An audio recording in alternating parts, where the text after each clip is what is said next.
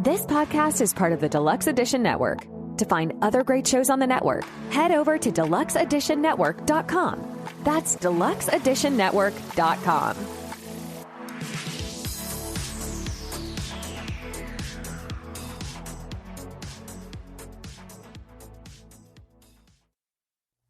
Everybody's got an agenda.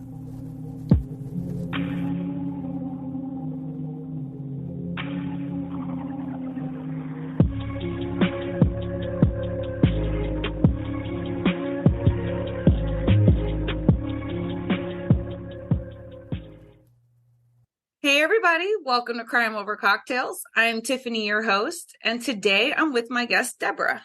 Hi everyone, how are you doing? Very good. You're a professor of criminology. Right, that is correct. At Tennessee State University in Nashville, Tennessee. And I've been a professor since the early 90s. I was out in California before I came to Tennessee State University. So I've been doing this for a while. Very good. I bet you've seen a lot of things. Oh yeah. Especially as it's related to the prison. Like one of my main interests is the prison system and how it's growing. When I first started teaching, it was probably about, 500,000. Now it's well over 2 million that are in prison. And if you put jails, corrections, people who are on probation, parole, it's over 6 million, almost 7 million people now that are under the supervision of the Department of Criminal Justice, whether it's corrections, jails, or prisons. So yeah, it's pretty incredible. Yeah. And it blows my mind that we become such a punitive society and we're willing to, lock people up in cages like animals. So that's the biggest thing I think that I've seen over the, 30 plus years I've been teaching is just and then the private prisons, the growth of private prisons, which I think has led to the higher incarceration rates because, prisons for profit, you want to lock people up to make money. Right. I didn't know prisons really made money. I mean, I get obviously you probably have funders and stuff, but I never really knew how that worked. Yeah, I mean, people can actually buy into private prison stock. And as people get incarcerated, of course, the state pays a portion of their incarceration, but then also for them being incarcerated, they can lease out, prison labor and things like that, and make a profit. They make things in prison like jeans and cell phones and, whatever needs to be made. So prisons can make a profit that way as well as make money from the state by housing people.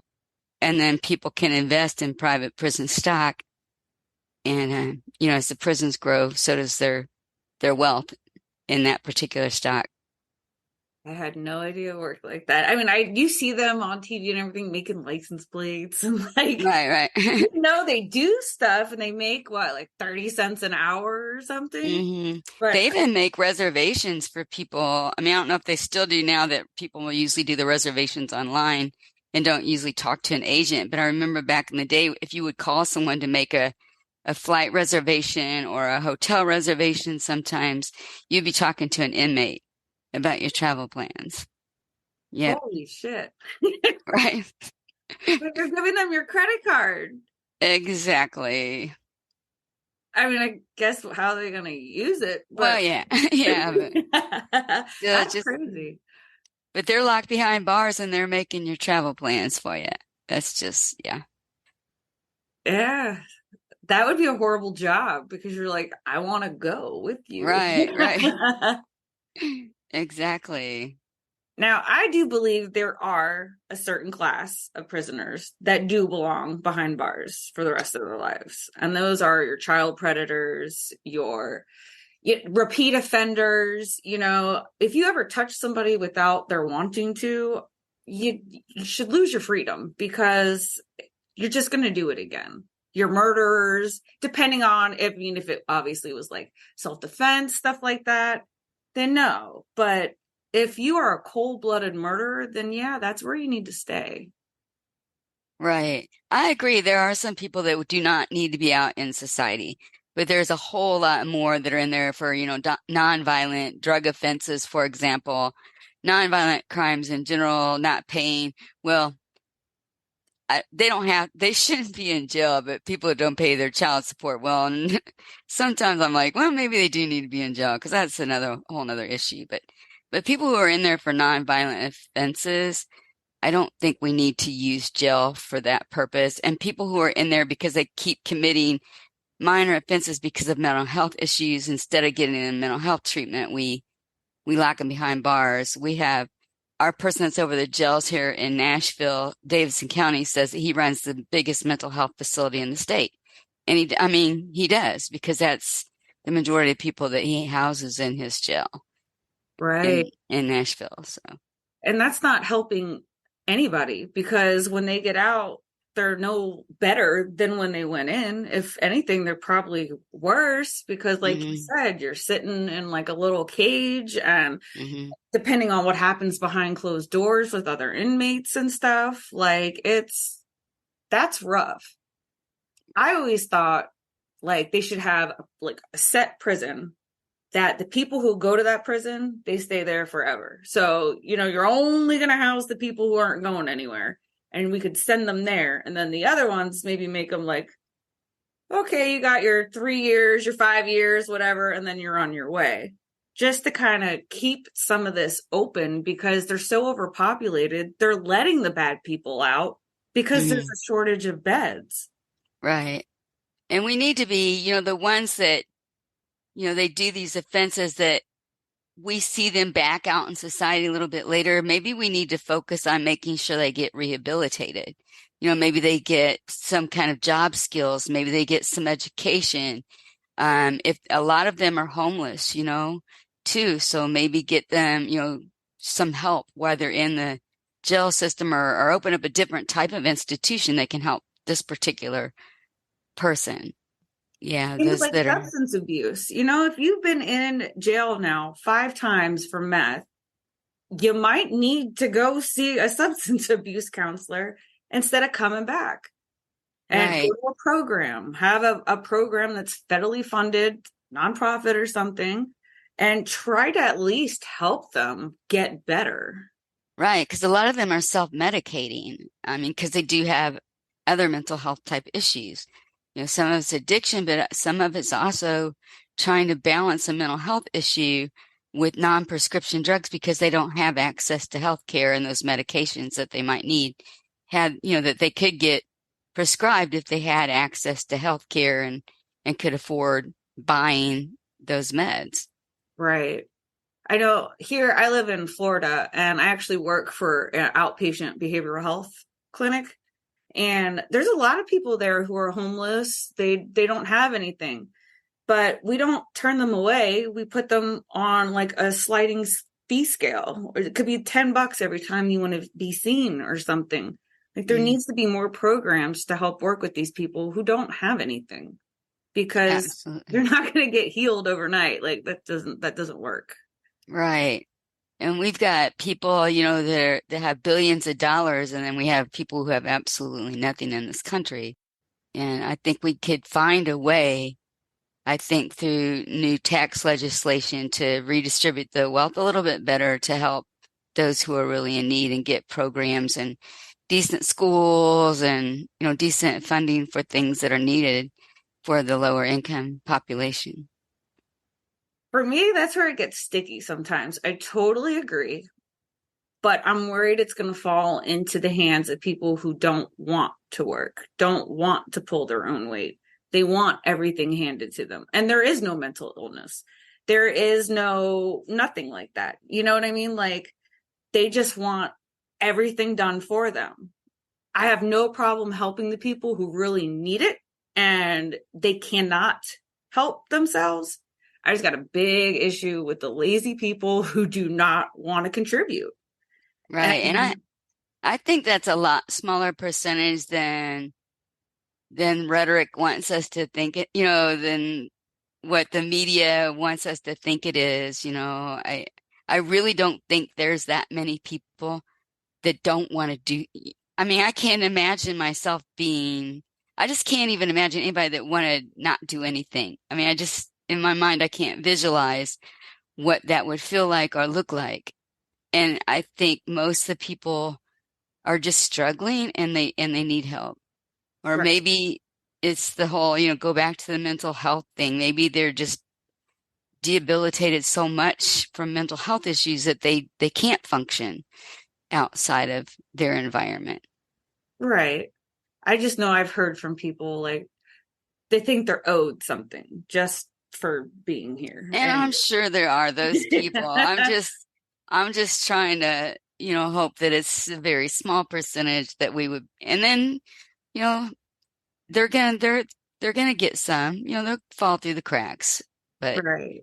but let's just let them fall through the cracks and get help, even if they don't need it and they're lazy, at the, expense of helping those who really need it, would be how I would see that. But it's just, how do you navigate such a thing? right, it is. And then the bureaucracy of all of that, people getting the money and help that they need. How do you know where that money lands bureaucratically? Like, does it really filter down to the people who really need it? Right, right.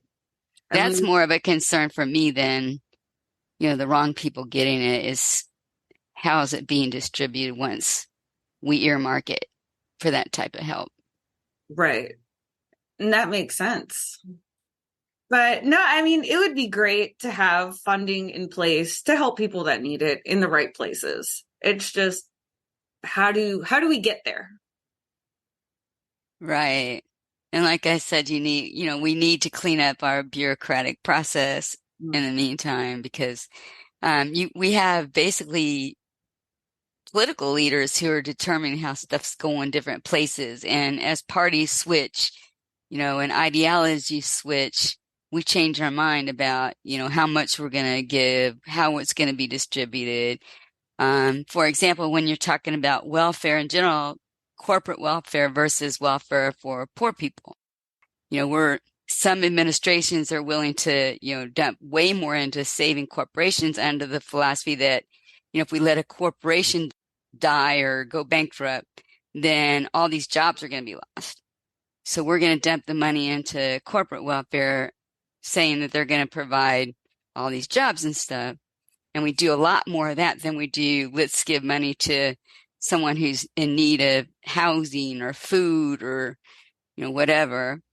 Or our schools, funding our schools. We're not going to do that. We're going to give it because the corporations are going to make it okay. So everyone, and some, that doesn't always work either. That filter down economics has never, I've been around a long time. I won't say how, but that filter down or trickle down economics, I haven't seen it work. It's just gotten worse and worse. It's not trickling down, and corporations are using that money to find different ways to reinvest in other countries and, do other things with the money as opposed to helping the American. I mean, we don't have any kind of like those type of jobs anymore. It's all service industry now. We don't have, people who are making things like we used to.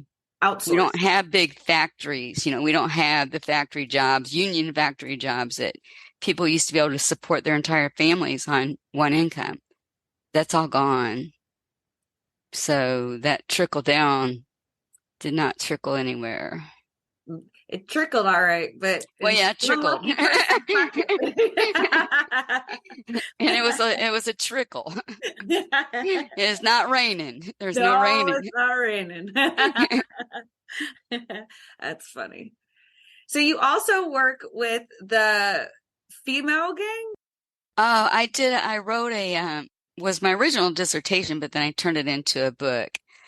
Later I got a book published from my dissertation. I studied female gang participation, and this was back in the 90s, so it's been a while. But we were starting to see, at least in northern Indiana, where I was living at the time, more all female gangs. Like, there were no males in the gangs. They were just females. And one of the things I wanted to try to figure out is why. Why are all of a sudden we're seeing all female gangs? Well, I interviewed a bunch of female gang members, and what they said was that, for a male gang you'd have to either get beat in or sexed in. You know, we weren't interested in either of those. And once you got beat in or sexed in, what you had to do was actually work for the male gang members or be their partners, or, you know, we weren't allowed to keep a portion of the money that we made, because I'm talking drug gangs, right? Drug gangs that were selling drugs. So they started to just have their own gangs. Like, okay, we can do the same thing. Guys can do it. I put it kind of in the, you know, the feminist movement theory where, you know, women, you know, they're going to find out how to make their money the same way men are. So even in not just the formal economy, but in the informal economy as well. So they started having, you know, developing all female gangs to keep themselves safe from the male gang members and making their, you know, getting their stuff paid. And they were as bad as the male gang members. But I was thinking about that though when you started, because I'm like, usually you get in either by you have to like sleep with, I think, all of the gang members. Right. Sexed in. Right. In. So how did they initiate since they're all female? They didn't have that. I mean, that's why they wanted their own gangs, so that did not happen. I mean, there were a couple of gang members that said that sometimes they get beat in, you know, but nothing like, you know, with the male gang members. But one interesting thing I found out about these female gangs too is once they got pregnant and wanted out, they could get out. You know, men can't get out of these drug gangs. It's very difficult. But they had enough respect for each other as women and mothers that when they wanted out of the gang, they let them out. Now, did they have to be pregnant or could they leave at any time? You know, I can't even remember. I just know that just still sticks with me. It's been so many years ago that, you know, if they got pregnant and asked to leave, they could leave. And most of them did. They said that's when, you know, most of them would leave is when they got pregnant. So, I mean, hey, good for them. They like, right? Hey, I'm about to be a mom. I need to change my life. So. Yeah, they had morals and values. Yeah. It's very interesting.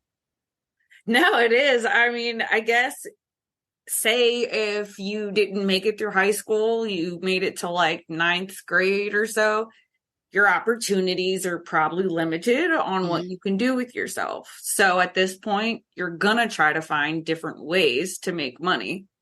Most of them are not going to be legal. Right. But, you know, people will find a way to survive. We're wired that way. Exactly. And this was a time when the economy was tanking. You know, the jobs weren't there. So they were just trying to find a way to make their money. And when they were in male gangs, they had to you know, they were attached to a male gang member who decided when or if they got money. You know what I'm saying? They were a partner. They were like the spouse, so to speak, the non-working stay-at-home mom. Get you some, you know, we'll give you some money for babysitting your own kid or something like that. Right. Yeah. That's stay-at-home mom stuff, and some men that act like, you know, I'm paying the bill, so I'm the boss. That just blows my mind, because what the woman is doing to take care of those kids is way more than what he's doing going off with his little briefcase up to his corporate office every day. I think they say the average mom wears like 6 hats.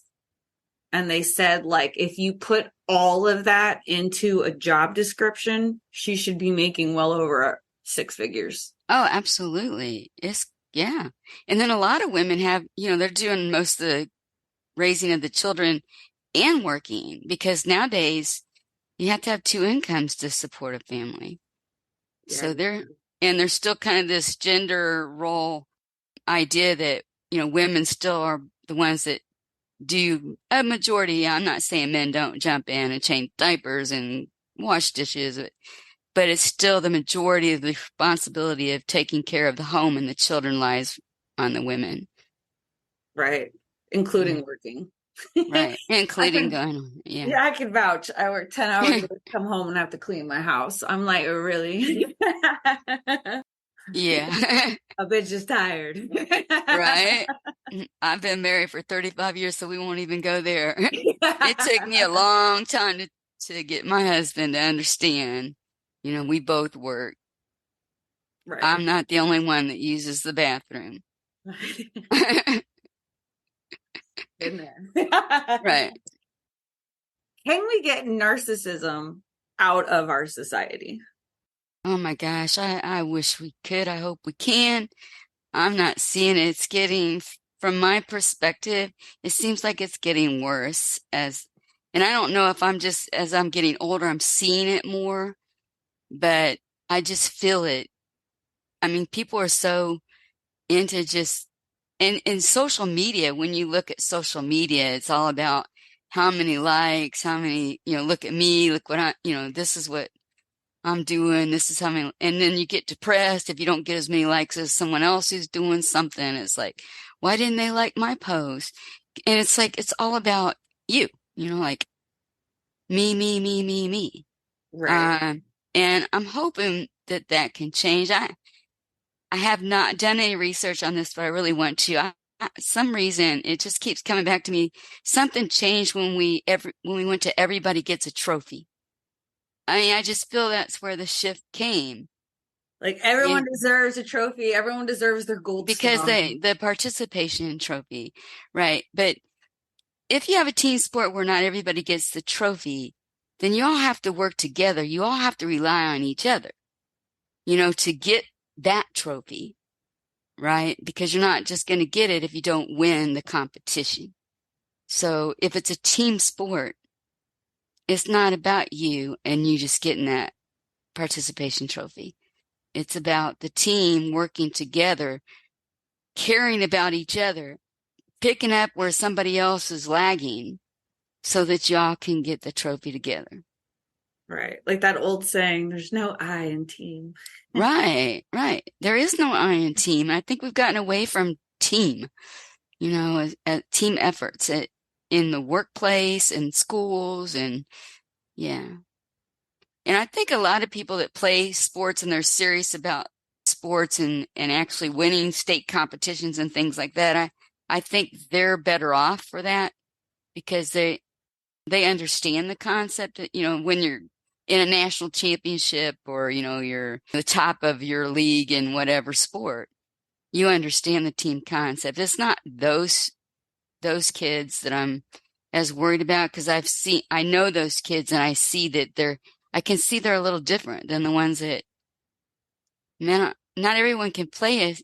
But now I'm like stumbling over my own words. I'm like, but not everybody can be good at a sport, right? So what do you do for those? They need to feel included too. So I'm like just talking out of both sides of my mouth. But so I don't know what the solution is. I think maybe we need to teach more in schools about how to take, maybe just in the schools themselves, doing more together work and group grades or, things like that everybody can participate and feel good about their contribution to a team effort. Right. I mean, you got to put in the work if you want to be a part of it. And that's, and it's okay to not always win. I think that's important that we need to tell people it's okay to fail because if you tried, you didn't fail. Right. And that's important. People, they get discouraged or they're really scared that what if it's always the what ifs. What if I don't make it? What if they don't like me? What if I look funny? I mean, then you might as well sit in your house and do nothing because not everyone's going to like you. Not everyone's going to be on the same page as you, and you're not going to learn everything. It's just life. Right. Yeah. And those are good life lessons because if you don't learn that early, you're not going to make it in the work world either because you've got to understand that, it's a competition and you've got to work hard to win. Like we're in a meritocratic system, whether we like it or not. You get, moved forward based on, well, we hope that we get moved forward appropriately based on our merit. Sometimes it doesn't work out that way. There's a lot of people who work very hard and make great contributions that are never recognized and never get their promotion or their day, their 5 minutes of fame or. No, they get more work. Yeah, they get more work. You're absolutely right. So Yeah. Oh, you're good at what you do. Here's more. Right. Yeah, you're working so hard. Harder. Yeah, here we go. More for you.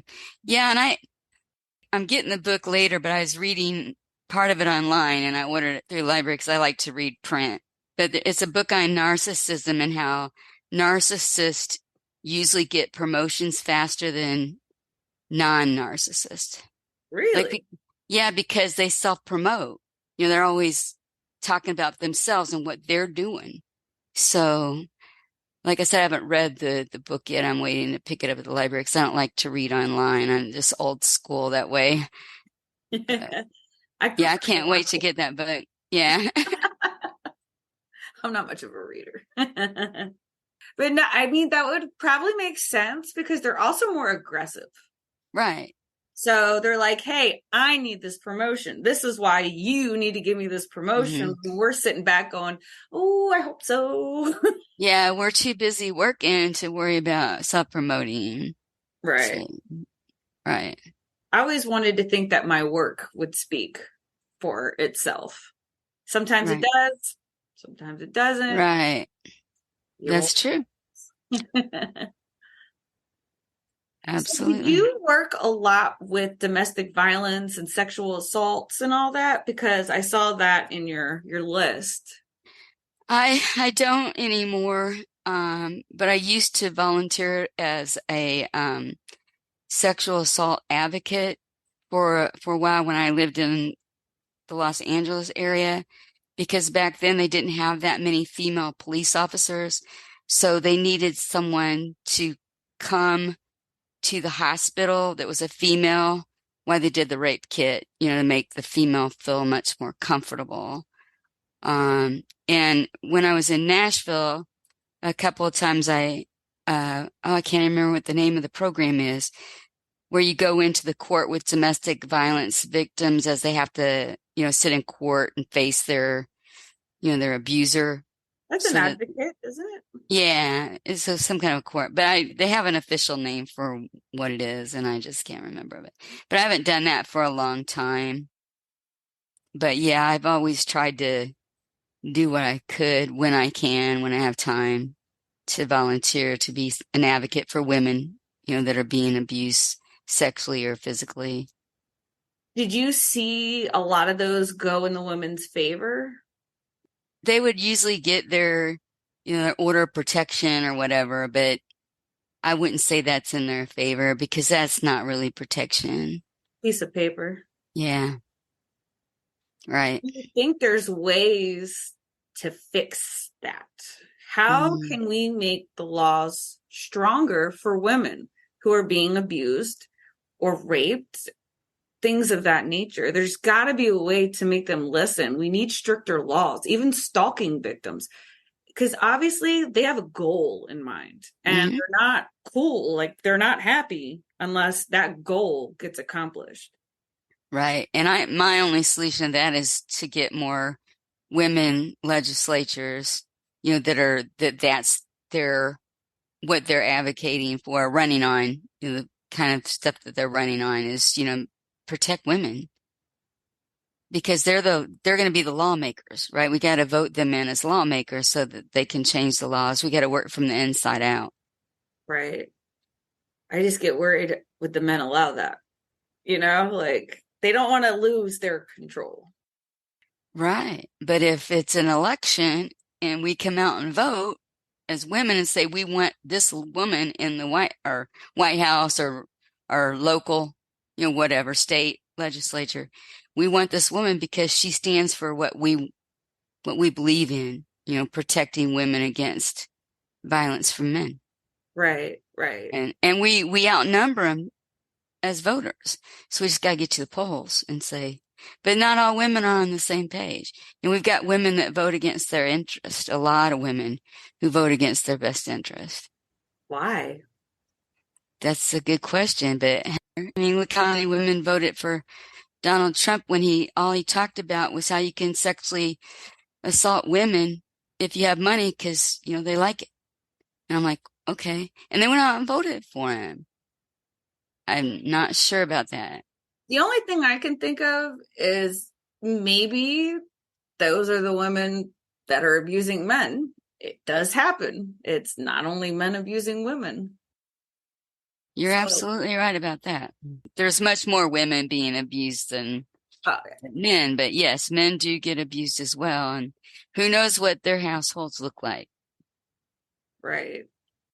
Can we demand justice in cases of domestic violence or assault?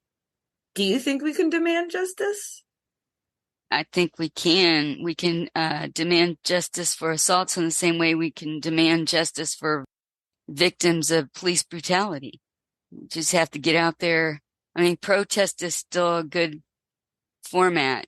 Just go out there and march. We just had a big protest in Nashville because of they dismissed those 2 state legislatures for going in and demanding tougher gun laws. And one of them picked up a bullhorn and said he was trying to talk and they wouldn't let him talk. So he picked up a bullhorn because he said he was speaking for his constituents and all this stuff, and that they want gun violence resolved and they want legislation. And they just expelled him from our legislature. Like, you can't expel someone from the legislature that was voted into the legislature, but they did. But they reinstated him a couple of days later.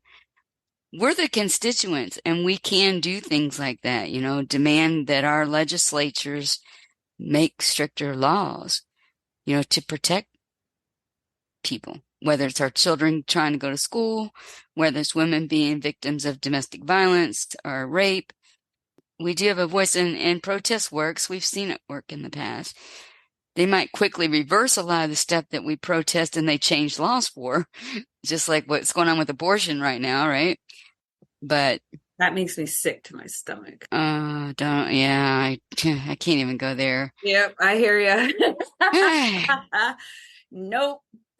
But I mean, yeah, you guys just had the shooting in Nashville. Yeah, there was 3 children and 2 adults, 1 teacher and an administrator. No, it was 3 adults and 2 children. It was the janitor and the principal, a principal's best friend that was just student teaching that day, and 2 kids.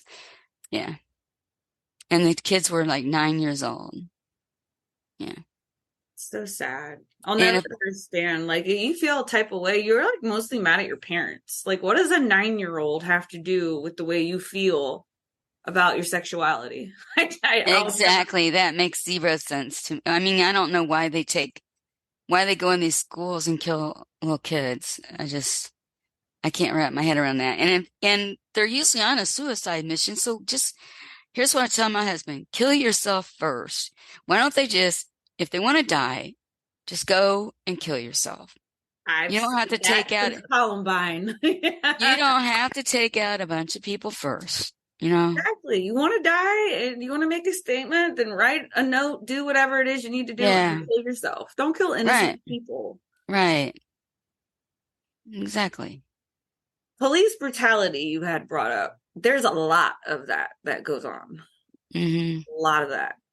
And usually it is white policemen and African-American people, because it's not just one race. It's not just, and for the first time, really, it was a couple months ago, it was all Black police officers on a African-American. Well, I guess I could say Black if I said Black, but trying to be politically correct. Right. But people were upset, but it didn't seem to cross, because they were calling racism, but they're the same race. Right. Do you get that? Well, I teach at a HBCU, a historically Black college and university, and one of the things I heard was that in that community, at least where I was at, their concern was that there was at least one white officer involved, but they never talked about that officer. And they were saying it's racist because they're saying, look, Black officers, do this to Blacks as well. But I hadn't heard the other way around. I mean, my take on that is police officers in general are just socialized into this culture where they believe that the African American suspect is more dangerous than the white suspect. So they go into it with more fear, more willingness to react quickly, More force. yeah. So, and more force, absolutely. And I mean, it doesn't matter if you're a black or white police officer. A lot of black police officers go into it with the right intention when they first start with the force, but it's such a brotherhood, sisterhood, brotherhood now. I mean, obviously there's female cops. And they're almost like a tight family, a tight knit family, you know, especially ones that work that closely together every day. So they're going to buy into the stereotypes, whether they're white or black, about the communities that they're policing. Right. And there's been studies done on that about, you know, the changing of the attitudes of African American police officers as they spend more and more time on the force. Saying that it's getting worse or better? That they're more like white officers in the reaction to black suspects the longer they spend on the force. Right. Wow. I mean, I just think people are people and we should all be treated the same way. Obviously, if it looks like someone has a weapon or something, you don't just shoot them. Right. It gets sticky because obviously there's a threat there and you're supposed to take out your threat. But instead of these cops constantly just pulling for the gun, why don't we do the stunner or another reason other than just taking somebody out? Right. And why are we more willing to do that with a black suspect than we are with the white suspect? So what was that young white man's name that walked down the street with the semi-automatic weapon and nobody did anything? Like, I'm trying to remember. It was, his name was Rittenhour. Hang on. Let me see if I can. Google knows everything. I am, because, yeah, he just walked right down the street during a Black Lives Matter protest and nobody touched him. Then they just nicely put him in the police car. And then he went to court and he said it was in self-defense. And he got off. What state was this in? I don't remember hearing about this. Yeah, I mean, but they had, like, they showed on TV him just walking down the street and then just gently, you know, putting him to the ground and taking a semi-automatic. And I said to myself when I watched that, you know, if that was a black suspect, they would have taken him out so quick. Right. I'll do one more thing and then I'll give up on it. You're good. Yeah, Kyle Rittenhauser. It was in Wisconsin. 17-year-old from Antioch, Illinois, fatally shot 2 men and wounded another man when he walked into a Black Lives Matter protest with an AR-15 rifle. And then he said someone was shooting at him.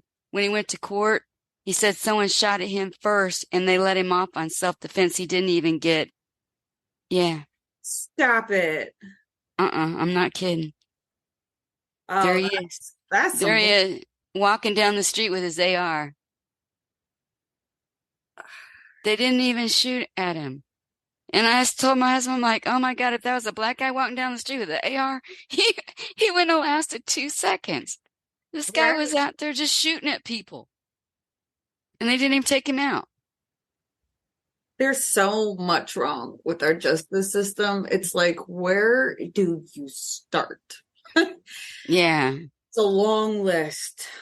I know it's saying South Carolina is where the guy drove into the crowd with a Dodge Charger or something. I remember that. Yeah. That was horrible. Mm-hmm. Oh my God. He plowed so many people. Yeah. Did they ever catch him?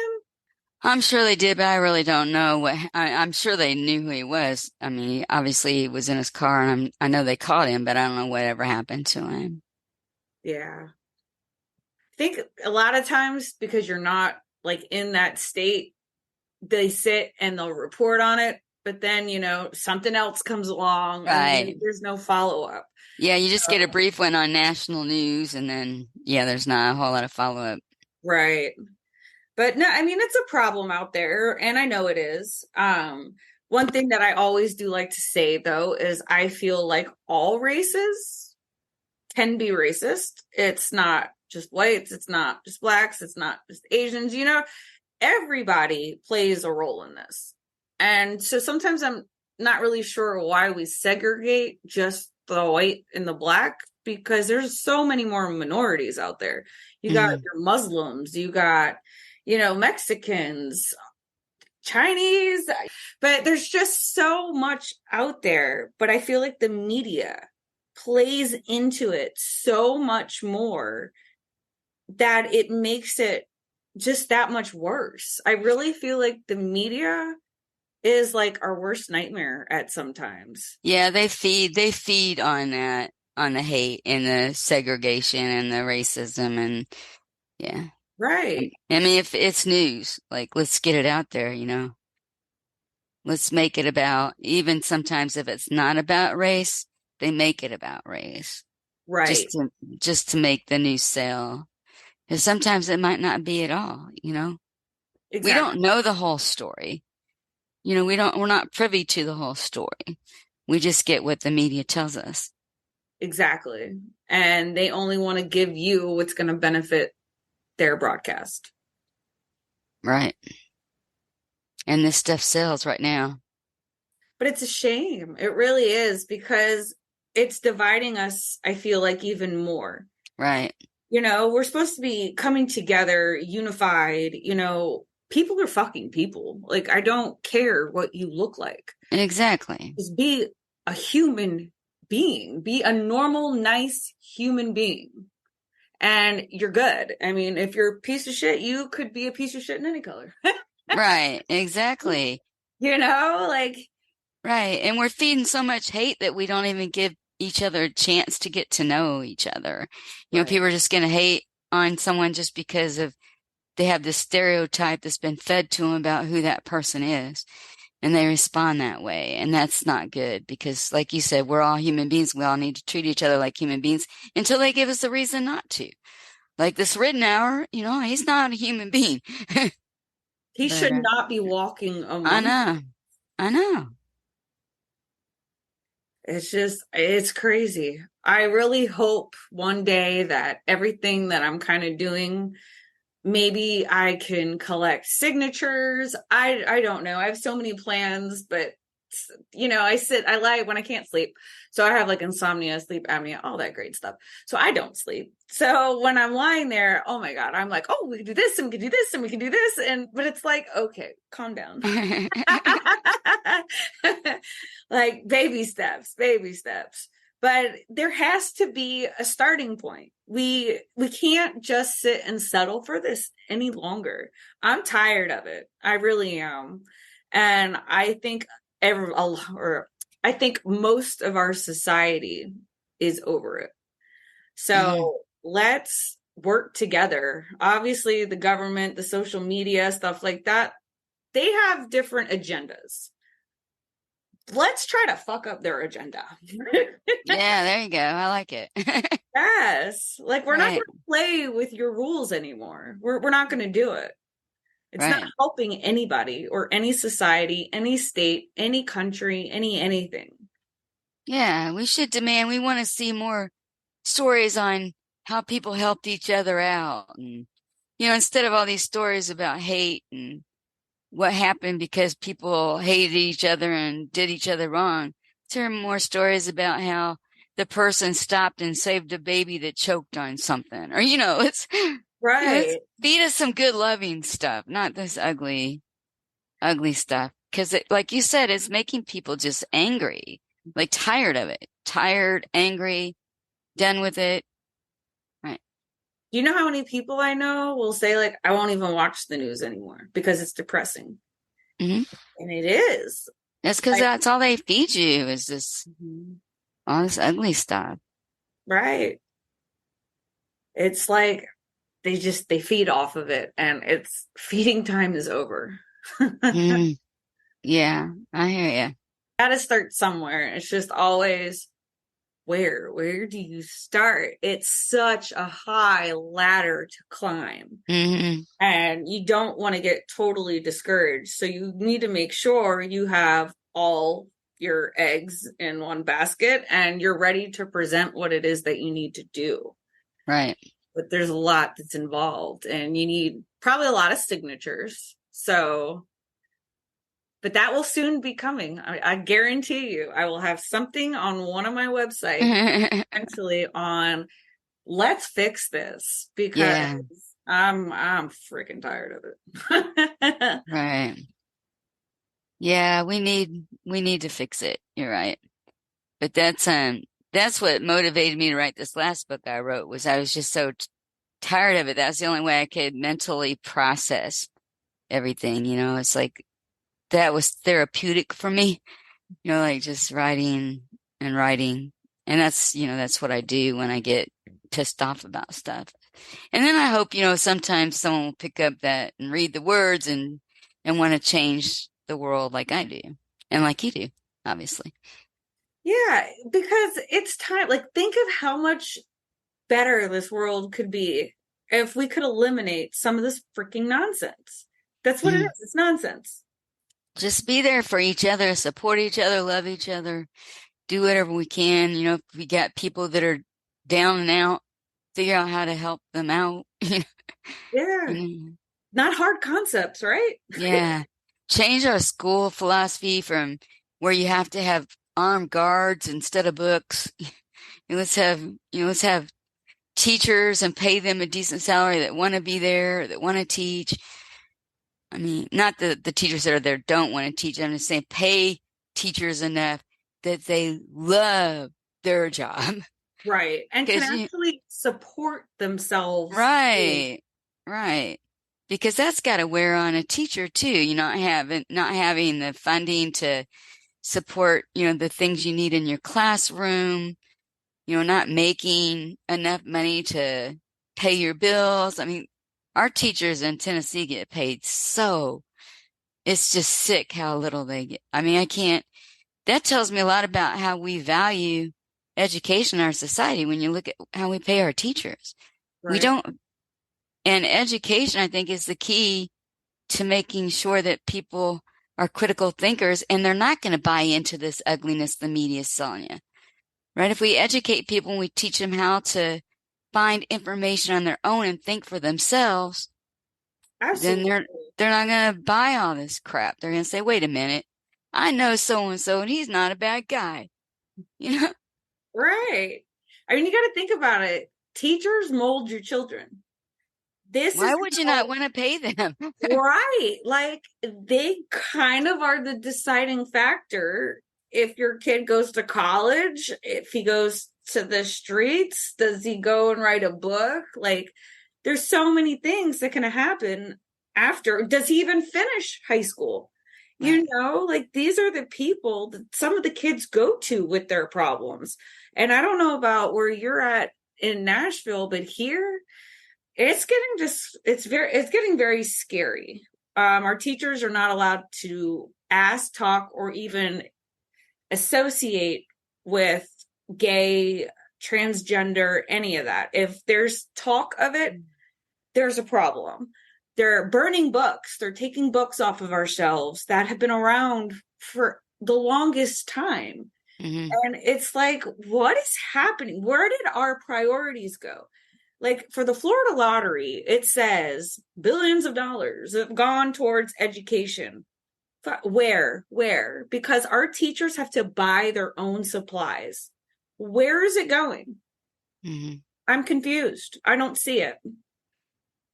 Yeah, our lottery tickets, I think, mostly go to fund students who go to college. I don't know if ours goes to high school or down, but yeah, I mean, even then, they're probably not giving enough to these students. And I think everyone should be able to go to college too, as well as high, you know, I know we have free education, not a decent one because of the lack of funding, all the way up to 12th grade, but I think we need to fund all the way up through a 4-year college.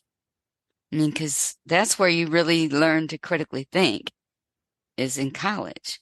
And that's where, faculty, that's where tenure came from.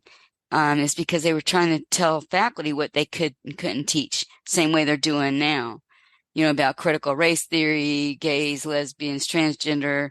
They tried to, and faculty were like, no, no, no, we're social scientists. This is what we do. So we got ourselves protected by getting, this tenure stuff laid out so that once you're tenured, they can't get rid of you short of, some serious crime. Right. So I'm free to say whatever I want in my classroom. They can't do anything. Good for you. Yeah. And that's true across all universities, I believe. So yeah, we need to, get our students and at the university level too. Not everyone's made for college, but the ones that want to go, they should be able to go regardless of whether or not they have the money to get there. I totally agree in that, because you could have a brainiac who comes from nothing, and you're saying you got to go work at McDonald's when, they have aspirations to be a lawyer or a doctor or whatever. Why are we cutting them short? They have the knowledge, they have the drive. Let them go. Yeah, but they don't have the money, and maybe they're first generation, so they don't even know how to navigate, getting into college. Once they get into college, they don't know how to navigate, financial aid. I've seen this because I'm at a university where we have a lot of lower income students that come, and a lot of them are first generation, and it's hard for them because they don't have anybody that can tell them, how to do all the different things it takes to get into college and then to stay there, because it's, there's a lot. I don't know if I could fill out a FAFSA form. I'm like, it's been a lot of years, so I might have to be handheld through that myself. Or housing, trying to get housing and all the stuff they got to do. And if your parents are not, if they didn't go to college, they don't understand it. And maybe they don't even support it. Maybe like, well, you don't really know. Why did you need to go to college? I didn't go to college, Be like, yeah, Mom, and that's why we can't afford it. But, to be fair, I have seen people go and get master's degrees and they're bartenders. So, it goes both ways. One of my graduates several years ago is a stand-up comedian now, making a living at it. Yeah. Yeah. It all depends on what you go for, but there's not always jobs out there for you. So you could rack up this huge debt and you're not even doing what you set to do. And that's a shame as well. They need to make sure, if we have people who are interested in these occupations, that there's enough for them to actually do it. Right. We're just feeding them to the wolves. Yeah. And taking their money. Exactly. That they don't have. Right. So. And they've got all this debt, Exactly. And then you're working to pay off debt. It's like you try to get ahead, and it's always like what is it? They say 4 steps up, 2 steps behind, something like that. But it's the truth. Once you think you're getting ahead, you get knocked down by something else. And it can be discouraging, but you got to just know to keep going, because life isn't easy. It's not fair. It's hard. Yeah, it's not fair. It's not easy. Yeah. That's for sure. You keep thriving and keep surviving, and you should be happy. And, just keep moving up at the pace that you're meant to. Some people, me for one, I had no patience. Like, I want what I want when I want it. And let's be real, that's not real life. So that was a hard pill for me to swallow. Sometimes still is. I'm like, ooh, look at that. And it's like, no. I can have it.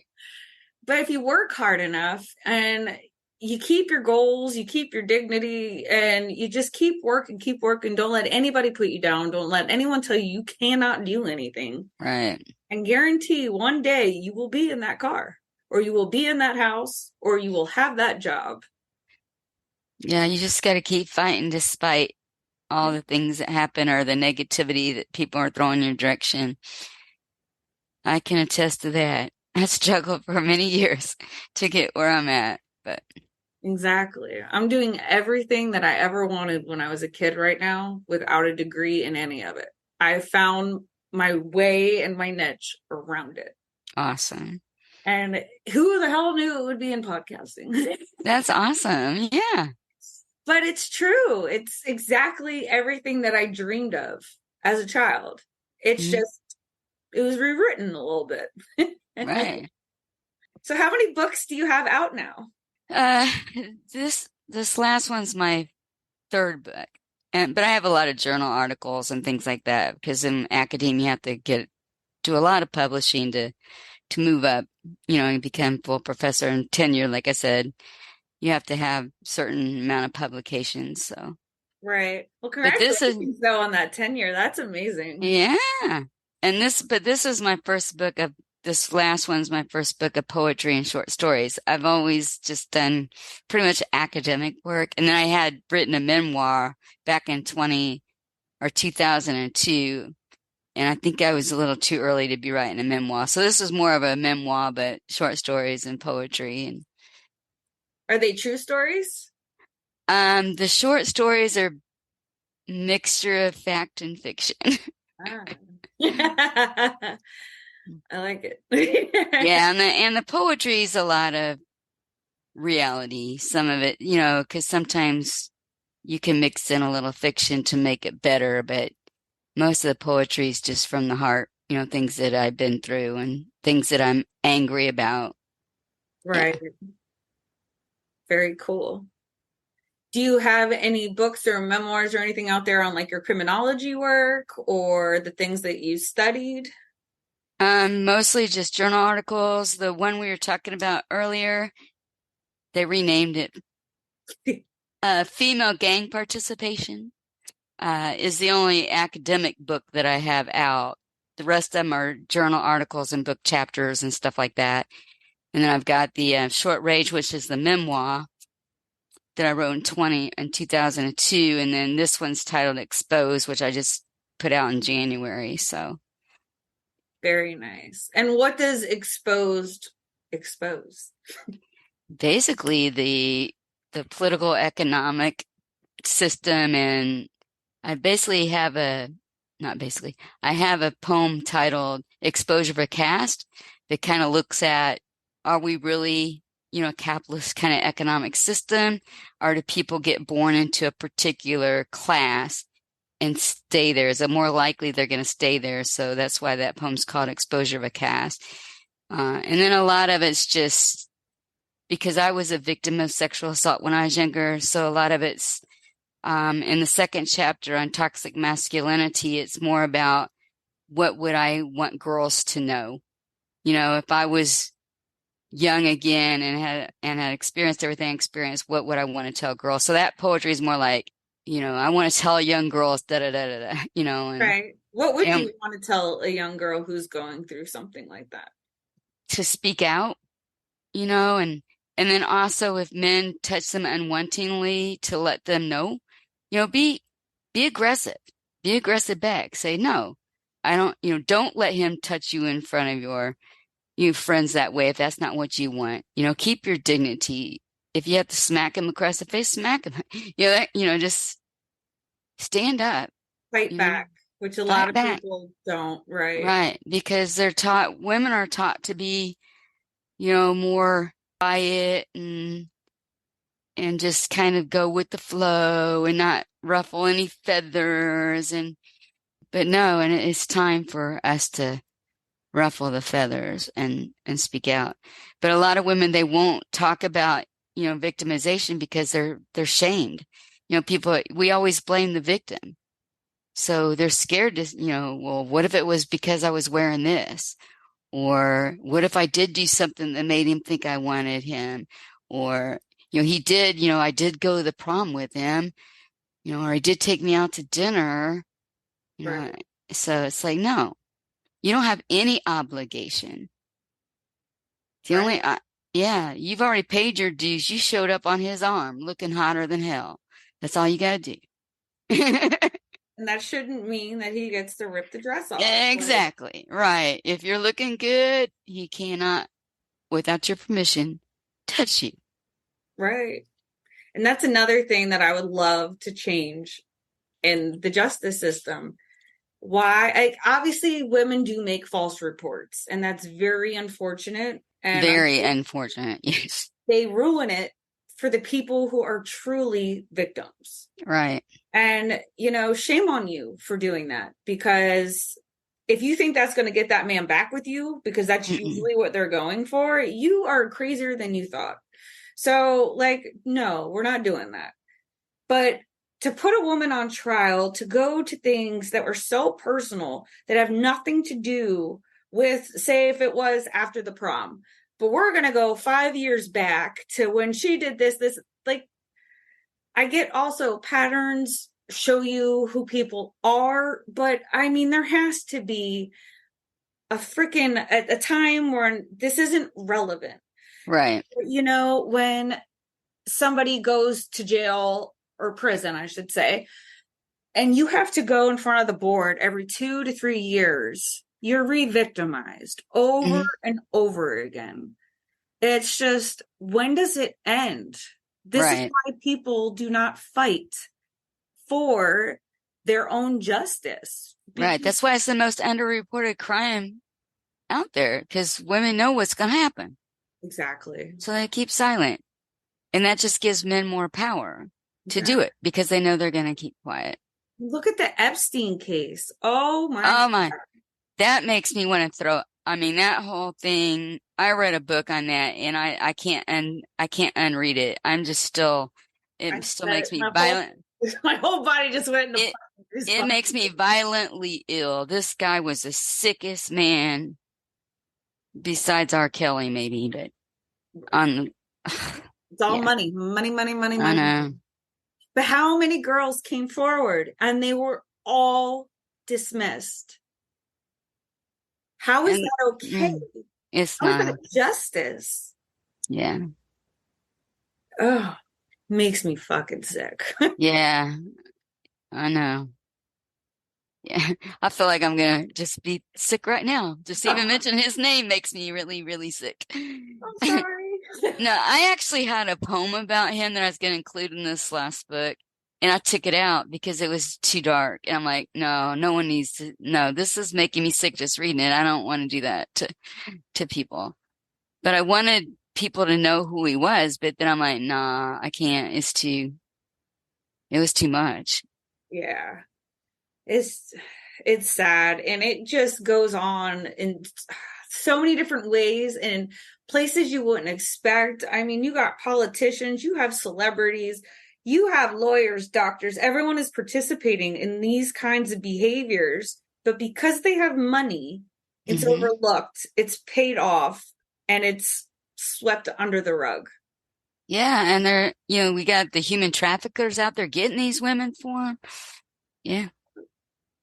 But you got Bob down the street who is doing something, and he's going to pay for the rest of his life, which, I mean, depending on what Bob is doing, he probably needs that. But what makes the difference between Bob and R. Kelly, Bob and Epstein? Money should not matter when it comes to people's lives, people's safeties, people's mental health, emotions. Right. It's not worth it. No. Yeah, how many young girls did he destroy? Exactly. With doing what he was doing. And his sidekick, whatever, I can't remember her name. Yeah, I think I'm intentionally repressing it. For a woman to be able to do that, at one point, I do look at her as a victim herself, because clearly she was groomed. She was, women don't normally do that. That's not, we don't look to hurt our fellow women. So I do look at her as a victim, but you were also an adult who knows the difference between right and wrong. And you know what is happening to these children because it happened to you. Right. And what you're setting them up for later on in life. And she's exactly where she belongs. And I hope she sings like a canary, because they have so many secrets. And I feel like the pool of celebrities that was actually involved in that, a lot bigger than what we think. And politicians. And I think it's time we see justice for all of it. They deserve it. Yeah, they got to pay. Enough is enough. I'm tired. Yeah. I really doubt that Epstein committed suicide. I haven't. He was murdered. Yeah, they shut him down quick. Did you see the amount of blankets that was in his cell? They're supposed to have one, but apparently he was on suicide watch, which means you're supposed to have none. 0, right. He had about 12 in his cell. He did not kill himself. No. He was murdered because they didn't want him to talk. He was going to talk. He was going to, and they shut him down quick. Just like he had recordings in his home where he had all these girls. Someone beat the police there and took it all. So, well, they have inside, I mean, at that level, they have inside informants, and they know when the cops are coming and what they're coming for. Right. So they can get rid of evidence that quickly. Yeah. Because they're paying people off. Right. Every direction, whether it's judges, police officers. I mean, pick an avenue. Yeah. Who do I pay now? Who do I got to pay this time? Exactly. It's time we put an end to all of it. It's just, how do we get there? Yeah, money's power, or the power of money is very dangerous. It is, especially in the wrong hands. Right. Well, if anyone wanted to find any of your publishings, where could they find it? Both my books are not academic, are on Amazon.com. And I am the only Deborah Burris-Kitchen out there that I know of. And one's called Exposed, and the other one's called Short Rage. So I love it. Because it's a short rage. It's only 83 pages. I was very angry, but it was short-lived. Like I said, this stuff's therapeutic for me. I just got to get that shit out. I hear that from a lot of my guests, a lot. And it's so important to tell your story. It's so important to just get it out, because your soul, your body, everything keeps all of that trauma. And it's not going to go away unless it's dealt with. And you have to deal. I like to say, you got to feel if you want to heal, because it's the truth. And that's what I hope this last piece does, is make people, feel like empathy for all the things that, are being done to people just based on social class, race, gender, so that we can start moving in a different direction and care and love each other, move past this hate people just because you think that they're taking your piece of the pie, or whatever reason you hate. I have no idea. Not you personally. I know you're not a hater. I can see you're not a hater. I can tell. But people that hate, they need to find a way to find empathy and human compassion. Right. And maybe it was a learned culture, a learned behavior. Maybe you need to work through that. Usually people who hate people for no reason, you hate something within yourself. It's yourself, right? You're hating yourself, right? Exactly. My dad used to always tell us that if there's something that you don't like about someone else, you need to look at yourself. And I always thought that was really good advice. It is good advice. Because for some reason, you hate them, and it's something to do with you, not them. Right. You don't even know this person. Right. So why? I hate killers and molesters and all that, because I don't know them, but I know what they did. And well, that's a different story, right? Oh my gosh, yeah. I can't say I didn't hate on Jeffrey Epstein. Yeah, no. For sure. Is there anything else you wanted to add? No, I'm good. Thank you for having me, though. I enjoyed this. Yes, absolutely. And I will look up your books on Amazon, and I'll add the links to the show notes. Oh, thank you. Thank you. Yes. Appreciate it. Not a problem. This was good. Yeah, I enjoyed our time together. Absolutely. All right. Let's keep advocating. Yes, no, if you Peace. ever hear of anything like people who need to get involved, petitions, stuff like that, please keep me informed. Will I do. mean this 110%. I gotcha. I need to leave my mark on this world before I go because Jesus Christ, we need one. I know. I'm with you, and I'm more desperate than you are because I don't have that much more time to leave my mark. So, You're only as old as you feel. yeah, that's right. All right. All right. Well, thank you. All right. Thank you. Take care. Peace out. Bye. Bye. Thank you guys so much for listening. And don't forget to check out the links in the bottom of the show notes. You'll be able to like, follow, and subscribe. Leave that 5-star review. And we'll talk crime another time. Bye.